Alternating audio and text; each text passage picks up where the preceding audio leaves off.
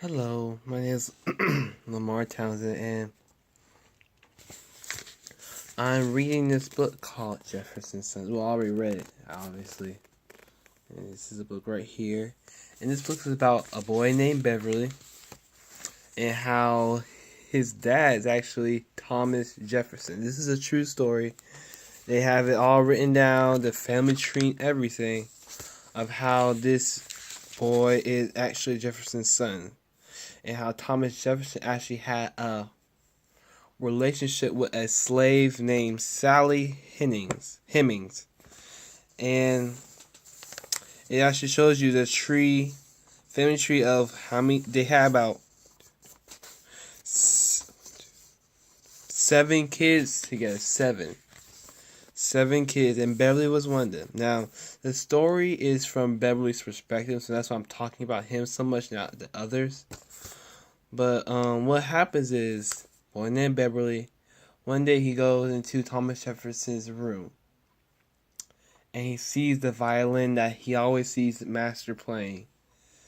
And so he goes in there and touches it one day and starts to play with it, and then Master Jefferson walks in. Now, of course, he's very scared, surprised, thinking he's going to get whooped or beaten or hanged, as they call it back then. But what he realizes, but what we don't realize as a reader is Thomas Jefferson is actually his son. And what happens in this story is Thomas Jefferson, surprisingly, is actually very nice to him, like very kind, loving father, but it's in secrecy though. So they're not out walking around, the slave area, talking, laughing, having fun like father and son do. They keep it in secrecy. He's not allowed to call him Papa or Dad back then, cause his mom, everybody knows, but they're not supposed to make it known, or cause it's like one of those things where you know it, but you don't want people, but at the same time, you don't know it. So anyway, let me read you one of my favorite passages from this book. Let me see.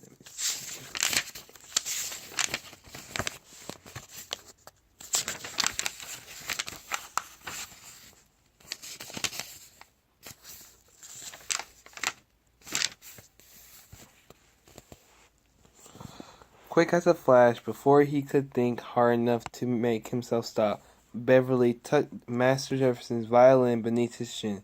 He pushed on the strings beneath the fingers of his left hand and curled his right hand around the stick. He told himself not to make a sound. Bradwell would hear, Miss Martha would hear, he would be in a heap of trouble, and Mama would be upset. But he couldn't stop. He raised the stick in the air. Right behind it, a soft voice said, "You're not holding the bow right." Excuse me. Beverly jumped. His hand clutched the violin. He knew that voice. Master Jefferson. Beverly's heart beat faster. His mouth went dry from hope and fear. He wanted to set the violin down, tell Master Jefferson he was sorry, and run home as fast as legs would go, but he couldn't move. His feet had frozen to the floor. Master Jefferson's smooth, long-fingered hand came from behind Beverly. He carefully covered Beverly's hand on the bow. Master Jefferson plucked at Beverly's fingers to loosen his grip, then curved around him. Master Jefferson held the bow like it was something alive. His other hand covered Beverly's hand on the string. Softly, he drew the bow across the strings. It made a sound. Master Jefferson said, "Hold it gently. You got to coax the music to come out."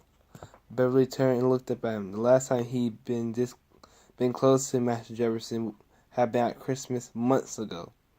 Master Jefferson was tall, thin, loosely but put together. His joints floppy like the ones Harriet's on Harriet's wooden doll. His hair gray hung untied around his shoulders. He wore old gray breeches and red waistcoat Beverly's mama had made last year. "Hello, Beverly," he said. "Hello," Beverly whispered. "How old are you now?" "7," Beverly said. 7 years, 1 day. Yes, Yesterday was my birthday, April 1st. That's the day I was born. I remember. Happy birthday, Master Jefferson smiled. The lines around his eyes crinkled. It's good to see you again.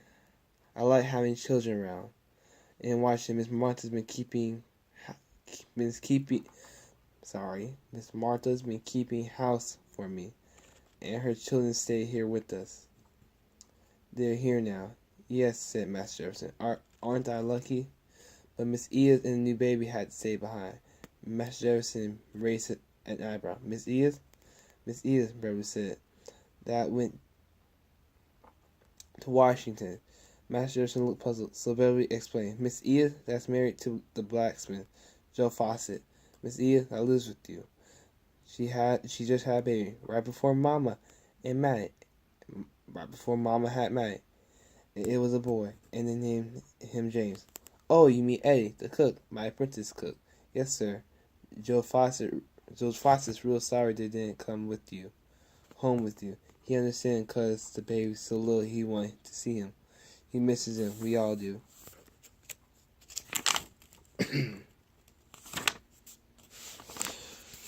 So that was one of my favorite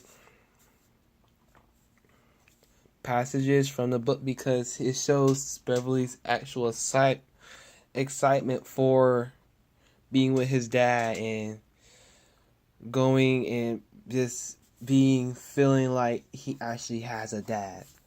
But what happens after this is his dad plays the violin with a little bit with him, but then he gives him his own violin, and he pays for lessons in a town that Beverly can go and learn to play the violin.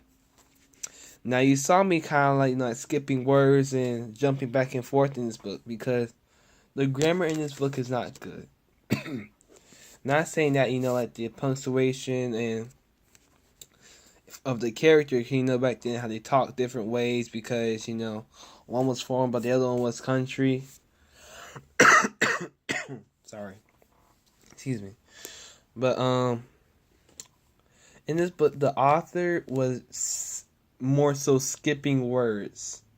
More so like, had home with, it says saying had stay home with me. It says had home with them, and it's very hard to read the book and seeing that and skipping over word, and then it gets very confusing. We don't understand what the character is talking about. Also, with the book is there's a lot of chapters in here. There's 41 chapters, 41, which sounds like a lot, but the book, the author split every time a scene changes, it's a new chapter. So every 3 pages, it's a new chapter, which is sometimes very annoying when you're just trying to read through the book and the next thing you know, you're in a new chapter, and a new chapter, and a new chapter. And it skips a lot though. It skips months in advance, which is very annoying. I mean, I would like it more flow, maybe weeks, days, not she will skip months and months and we'll have backstories, then we'll go forward, but then we skip more months, have back, and it gets very kind of repetitive and not good. But overall, this is a very good book. I would recommend this to everybody. It has very good storyline. The plot is very good. Ending is very not sad per se, but very heart-throbbing. In the book, Matty, when he does go to the free world, things happen to him that is not very common back then to happen to free slaves. But this book is kind of like what you call it? Ooh, the book we read for summer, The Land, where instead of Beverly running away from his father just let him go, because it was part of the deal with his mom.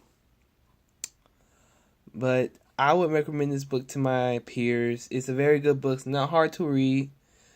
It gives you a lot information. It gives you a lot more information than you really think. And it's a very fun book to read. Very fun. The book again is called Jefferson Sons by Kimberly Brubaker Bradley. It's a very good book. It's a true story of founding fathers' secret children. And it goes from Beverly being 7 all the way up till he's an adult. So it's a very, you get to really connect with the characters. You get to understand their life. You feel part of the story, which is very good and not really. Some books you just reading just like you're looking in, but this book feels like you're in the environment. You're within the family. You sit at the campfire, just listening to the story. You see at the campfire, you feel like you're in the cabin, you're in the master's house. It's just very, very enhancing, eloping book. And so I recommend this book to anybody.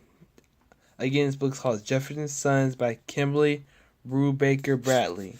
The book is about 355 pages, I think. 360 pages.